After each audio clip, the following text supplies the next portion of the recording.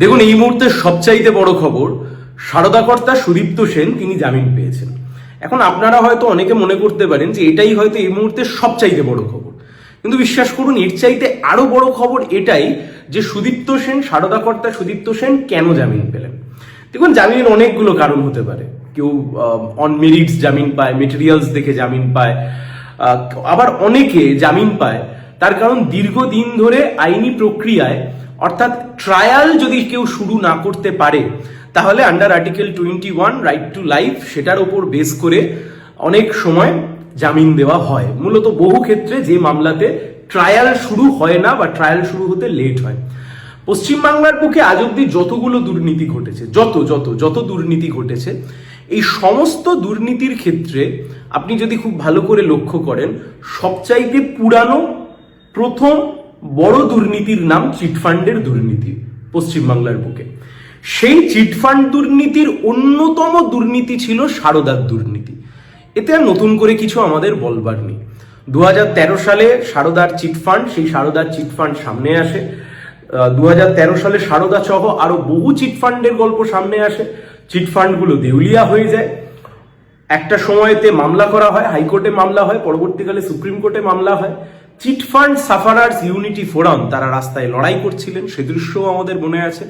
আর আমাদের এও মনে আছে 2014 সালে যখন লোকসভা নির্বাচন হচ্ছে, সেই লোকসভা নির্বাচনের যখন লাস্ট ফেজের লাস্ট দিন যখন ক্যাম্পেইন হচ্ছে, সেই দিনকে সুপ্রিম কোর্ট রায় দিয়েছিলেন যে মহামান্য সুপ্রিম কোর্ট রায় দিয়েছিলেন যে এই যে বেনিফিশিয়ারি, বড় মাথা অ্যান্ড মানি ট্রেল, এই সবকটা খুঁজে বার করবার জন্য সিবিআই তদন্তের জন্য তিনি নির্দেশ দিয়েছিলেন, যেহেতু এখানে ইন্টারস্টেট র্যামিফিকেশন যুক্ত ছিল, অনেকগুলো স্টেটের ব্যাপার ছিল।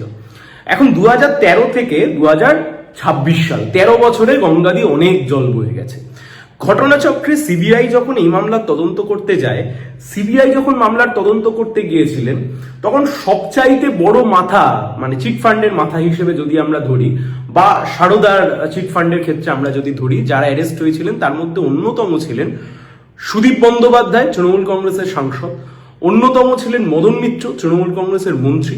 এই দুজনে হচ্ছে মূল যারা সবচাইতে বড় লেভেলের অ্যারেস্ট। তার বাদে কুণাল ঘোষ হয়েছিলেন, যদিও বা কুণাল ঘোষকে রাজ্য পুলিশ গ্রেপ্তার করেছিল। আমাদের এখনো মনে আছে পশ্চিমবাংলার বুকে সেটিংটা ঠিক কবে শুরু হয়েছিল। পশ্চিমবাংলার বুকে সেটিং শুরু হয়েছিল সেই দিনকে যেদিন মুকুল রায়কে ডেকে পাঠিয়েছিল সিবিআই এই গোটা চিটফান্ডের কাজে, গোটা চিটফান্ডের বিষয়তে জিজ্ঞাসাবাদ করবার জন্য। আমরা অনেকে আশা করেছিলাম সেই সময়তে সিবিআই যখন তদন্ত করছে তখনও বিজেপির এই হইহল্লাপনা শুরু হয়নি। পশ্চিমবাংলায় বিজেপি তখনও এই ফুটপ্রিন্ট জমাতে পারেনি, পশ্চিমবাংলায় বিজেপি তখনও এই হুঙ্কার ছাড়তে পারেনি। কিন্তু তখনও আমরা ভাবছিলাম যেহেতু সিবিআই, যেহেতু সুপ্রিম কোর্ট, ফলে একটা কিছু সুরাহা হবে, কান টানলে মাথা আসে, ফলে মাথা আসবে। পরবর্তী সময়তে আমরা দেখলাম যে এতগুলো বছর পেরিয়ে চলে গেল, এতগুলো বছর পেরিয়ে যাওয়ার পরেও আজ অব্দি সারদা মামলার কোনো ট্রায়াল পর্যন্ত শুরু করতে পারলো না। উত্তর দেবে না সিবিআই, উত্তর দেবে না রাজ্য সরকার, উত্তর দেবে না। রাজ্য সরকার বলেছে আমাদের কাছে কিছু কাগজ ছিল, আমরা সেই নথি হারিয়ে ফেলেছি। উত্তর দেবে না এরা। 2019 সালে অমিত শাহ বলেছিলেন যে ক্ষমতায় আসলে 6 মাসের মধ্যে সারদার দোষীদেরকে অভিযুক্ত প্রমাণ করে আমরা সব বিষয় নিষ্পত্তি করব। 2019 থেকে আজকে 2026 সাল, সুদীপ্ত সেনের জামিন হয়ে গেল কারণ ট্রায়াল শুরু করতে পারলো না বলে। আমার কেবল আপনাদের কাছে একটাই জিজ্ঞাসা, আমার কেবল আপনাদের কাছে একটাই প্রশ্ন, আপনাদের অভিজ্ঞতার কাছে একটাই প্রশ্ন। আচ্ছা বলুন তো, পশ্চিমবাংলার বুকে কোন দুর্নীতি তৃণমূল করেছে আজ অব্দি ইডি সিবিআই তদন্ত করতে এসে তার চার্জশিট দিয়ে ট্রায়াল শুরু করে তাকে দোষী সাব্যস্ত করেছে? একটা, তার কোনো উত্তর নেই। একটা সময় এখানে হাওয়া উঠেছিল যে ভাইপো গ্রেপ্তার হবেন, অভিষেক বন্দ্যোপাধ্যায় গ্রেপ্তার হবেন। পরবর্তীকালে আমরা দেখলাম ভাইপো গ্রেপ্তার হওয়া তো দূরের কথা, ভাইপোর কালীঘাটের কাকু যখন অ্যারেস্ট হয়েছিলেন, সেই কালীঘাটের কাকু পর্যন্ত বেল পেয়ে বাইরে চলে আসলেন। এই সিবিআই একটা সময়তে কালীঘাটের কাকুর ভয়েস স্যাম্পেল টেস্ট করেছিলেন। সবাই তখন হই হই করছিল যে কোনো সময়তে অভিষেক বন্দ্যোপাধ্যায় গ্রেপ্তার হয়ে যাবেন। কোথায় কি দেখা গেল, সেই কালীঘাটের কাকু নিজে জামিনে বেরিয়ে চলে আসলেন। পশ্চিমবাংলার বুকে বর্তমানে যতগুলো দুর্নীতি ঘটেছে, পার্থ চট্টোপাধ্যায় হতে পারেন, জ্যোতিপ্রিয় মল্লিক হতে পারেন, অনুব্রত মণ্ডল হতে পারেন, সবাই একে একে জামিনে বেরিয়ে চলে এসছে এবং সবকটা কেস আস্তে আস্তে ধামাচাপা পড়ে গেছে। একটা সময় হয়েছিল যখন কিছু অভিনেত্রীকে নিয়ে আলোচনা হচ্ছিল, তৃণমূলপন্থী অভিনেত্রী, তাদের মধ্যে একজনকে ডেকেও পাঠানো হয়েছিল ইডিসিবিআই এর কাছে। পরবর্তীকালে কি হলো গল্পটা, সবটা ঠান্ডা জলে চলে গেল।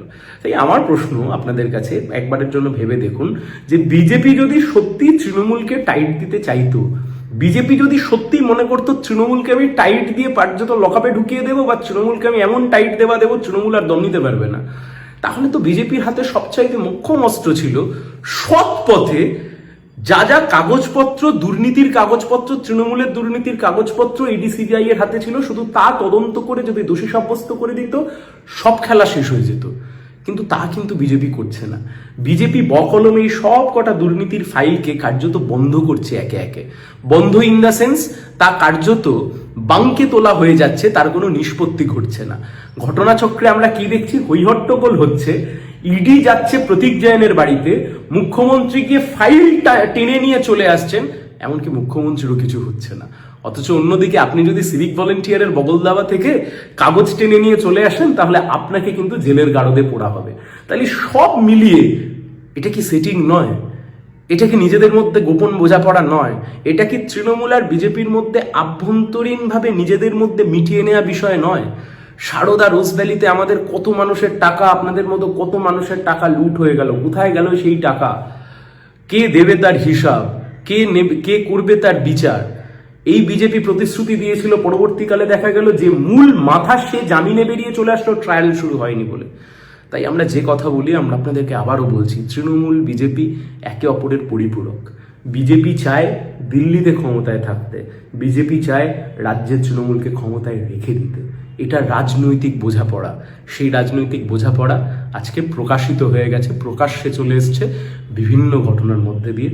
আপনাদেরকেও তাই একটাই অনুরোধ, তৃণমূল বিজেপির এই গোপন সেটিং, তৃণমূল বিজেপির এই প্রকাশ্য সেটিং, গোপন বলা ভুল হবে, তৃণমূল বিজেপির এই প্রকাশ্য সেটিংয়ের বিরুদ্ধে সবাই মিলে মুখ খুলুন, ভোটের সময় রুখে দাঁড়ান।